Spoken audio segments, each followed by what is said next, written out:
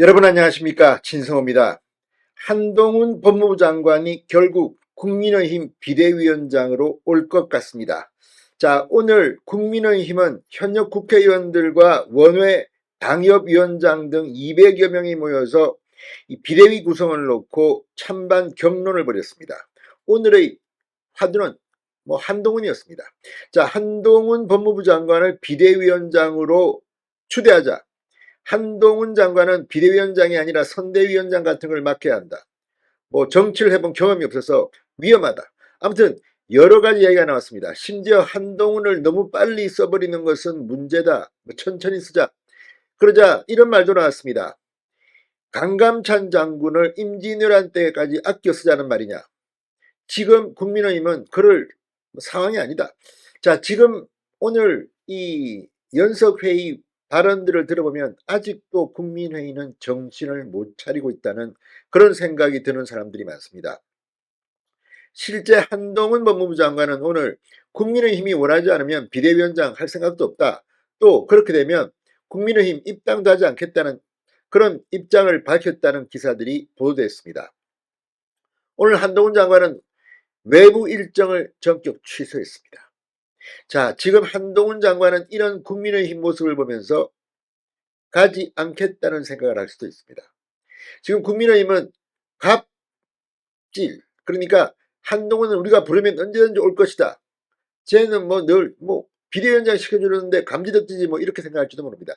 그렇지만 비대위원장 잘하면 정말 하루아침에 대권 주자가 될 수도 있지만 못하면 그동안 쌓았던 것들이 와르르 무너집니다. 게다가 오늘 국민의힘 의원들 당협위원장들 발언 중에 어떤 걸 보면 자기들이 이렇게까지 국민의힘을 망쳐놓고서 한동훈 장관 지금 한국갤럽 조사에서는 오차범위 내에서 지금 이재명에 의해서 2위입니다. 그런데 지금까지 그렇게 오랫동안 정치하면서 이름도 못 올리는 사람들이 정치력이 어떻네, 정치한 지 얼마 안 돼서 뭘 모르네, 이런 말을 합니다. 이걸 보면 지금 국민의힘이 처한 상황이 얼마나 위중한지를 아직도 모르고 나는 영남 공천만 받으면 당선되니까 한마디 하자. 또 어떤 사람들은 한동훈이 오면 벌어질 엄청난 혁신의 바람에 내가 혹시 잘못될까 거부하는 그런 분위기도 감지됩니다. 특히 일부 비윤들의 경우 공천에서 탈락할 것을 겁내서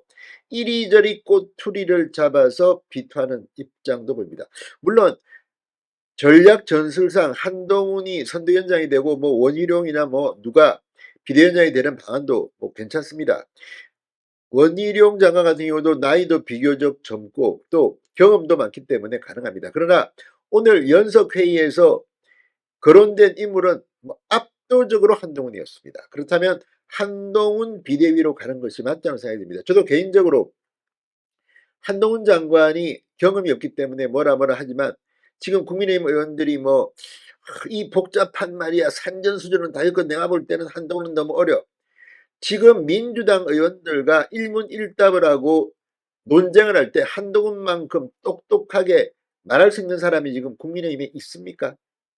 아무튼 자기들의 수준, 자기들의 능력은 정말 까맣게 있고 마치 한동훈이 애라는 듯이 이야기하는 것. 게다가 한동훈 장관이 했던 발언 중에서 중요한 건 그겁니다. 여의도 300명의 언어가 아니라 4천만, 5천만 국민의 언어로 이야기하겠다. 어쩌면 지금 국민의힘은 완전히 갈아엎어야 할 수준에 온 것 같습니다. 자, 오늘 국민의힘 연석회의에서 어떤 일이 벌어졌을까요? 일단 윤재옥 원내대표는 속도 조절을 할 것처럼 말했습니다. 물론 그것도 필요합니다. 그러나 지금 국민의힘은 확실하게 뒤집을 수 있는, 판을 완전히 뒤집을 수 있는 사람이 필요합니다. 과거에 말이지 경험 많은, 오늘 심지어 김종인 이름도 나왔다는데 기가 막힌 사람들입니다. 정말 그런 사람들이 지금 엣지를 달고 당협위원장을 하고 있으니 국민의힘이 이 모양 이 꼴이 되었는지도 모르겠습니다. 자, 국민의힘이 오늘 이 연석회의, 국회의원 당협위원장 연석회의를 열었습니다. 전국 당협위원장 200여 명이 모여 2시간 30분 동안 진행됐다고 합니다. 자, 그런데 이 한동훈 비대위 필요성이 대세를 형성한 것은 맞지만 그 거기에 버금가는 사람들이 반대 의견도 표출했다고 합니다. 선대위원장으로 더 적합하다는 의견도 분출됐습니다. 자, 어떤 사람은 뭐 8대2로 압도적으로 한동훈 비대위를 지지했다. 또 어떤 사람은 반반이었다. 자, 회의 중에 밖에 나가서 뭐 떠들었는데 이걸 보면 지금 국민의힘은 최소한의 공론화가 잘 안 되는 것 같습니다. 그게 다 공천을 앞두고 자기 이익 아니겠습니까? 자, 오늘 이 30여 명의 발언자 가운데 이런 발언들이 나왔다고 합니다. 이창근 하남 당협위원장, 친박 비박 구분 없이 단 한 석이라도 더 얻으려 했던 2012년 박근혜 비대위를 교훈으로 삼아야 한다. 친윤 비윤이 아닌 비대위원장 중심으로 당이 모여야 한다. 그러면서 한동훈에 대한 열기가 뜨거웠던 것 같습니다. 송하영 세종시당 위원장 한 장관을 아껴 다른 곳에 쓰자는 이야기가 있는데 위급한 시간에 그게 되느냐? 김선동 서울시당 위원장, 한길용 파주을 당협위원장, 한동훈의 등판이 필요하다고 주장했습니다. 자, 아무튼 수적으로는 열세였지만 반대 의견도 만만치 않게 나왔다고 합니다. 정치 경험이 부족하다. 비대위원장이 아닌 선대위원장으로 써야 한다. 자, 아무튼 오늘 뭐 그런 말을 한 사람들 현역 의원 중에서 많았다고 합니다. 김상훈, 최형두, 한 장관은 소중한 자산, 선대위원장이 적합하다.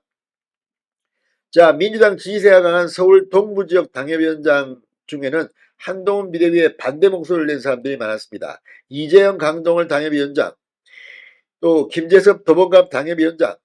아무튼 지금 확실히 분위기가 뭐 갈리는 부분도 있습니다. 비윤이라고 평가받는 사람 중에는 한동훈이 비대위원장 오는 것을 극력 반대하는 사람들도 있습니다. 자, 어쨌든 오늘 분위기를 보면 한동훈 장관이 화제의 중심에 서 있습니다. 국민의힘, 물론 절차도 필요합니다. 자, 오늘 명확한 결론이 나지 않았지만 결국 비대위원장 인선은 윤재옥 권한대행의 결단으로 남게 됐습니다. 윤재옥 원내대표 권한대행은 기자들과 만나 의견이 모였다는 표현보다는 중요한 의견 수렴의 과정을 거쳤다. 판단하는 데 참고하겠다. 시간을 많이 끌지 않겠다고 말해온 만큼 필요한 절차를 거쳐 늦지 않게 결정하겠다고 말했습니다. 자, 시간이 그렇게 많은 것 같지는 않습니다.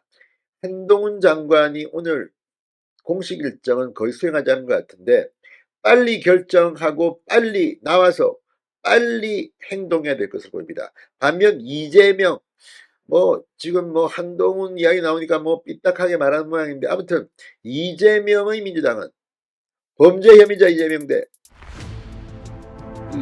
베테랑 검사 출신 한동훈의 대결이 되면 확실히 중도층도 저는 끌어올 거라고 봅니다. 진성호의 직설이었습니다. 여러분 감사합니다.